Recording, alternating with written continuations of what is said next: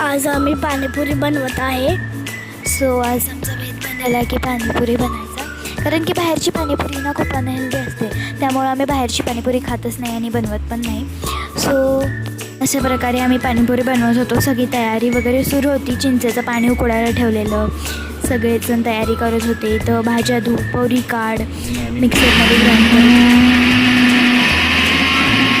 आणि पाणी तर रेडी झालं आपलं. पाणी माणी टेस्ट केलं त्यामुळं ऑफकोर्स छानच होणार. देन ग्रेव्ही वगैरे केली ती पाणीपुरीची आणि पोटॅटोची ग्रेव्ही वगैरे केली. आणि इथं विहान आणि राघव ना, विहान लॅपटॉप घेऊन, राघव मोबाईल घेऊन बसलेले. दोघंही आपल्या आपल्या नादात होते, त्यामुळं आम्हाला कशी तयारी छान करता आली, नो डिस्टर्बन्स.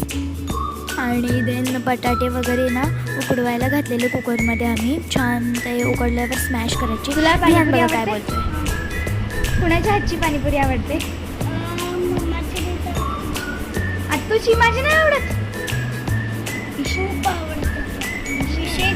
हो थँक्यू यार.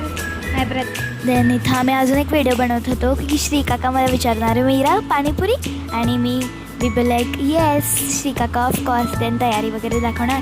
हा पण व्हिडिओ मी तुम्हाला लवकरच पाठवता. तो आमची पाणीपुरी तयार झाली. सो आम्ही ना इथं मंदिराच्या इथं एक मूर्ती कलाकार होते, त्यांना आम्ही पाणीपुरी वाटली. आणि तिथं ना मांजर होती, त्या मांजरीला राघव सोडतच नव्हता, खूप क्यूट होती. आम्ही ना त्यांना बघितलो की ते स्कूलला जात नव्हते, अशाच जागेवर राहत होते. सो आम्ही पुढं गेलो. तिथं एक मंदिर पण होतं छोटंसं मारुतींचं आणि रामांचं. तिथं खूप छान आम्ही दर्शन वगैरे घेतले. आम्ही फोटोज वगैरे काढले मेमरीसाठी, की बाबा पुढं बघितल्यावर हां आपण एकदा पाणीपुरी बनवलेली सगळेजणांनी मिळून. मग मी पण गार्डनमध्ये थोडेसे फोटोज आणि व्हिडिओज काढले. देन लहान लहान मुलांनी ना विहानला आणि विहान त्या लहान मुलांना ना पाणीपुरी खाऊ घातला. सो तिथं थोडं इमोशनल वाटलं आम्हाला. आणि देन आम्ही पाणीपुरी वगैरे खाल्ली. पाणीपुरी एकदम टेम्पटिंग आणि टेस्टी होती.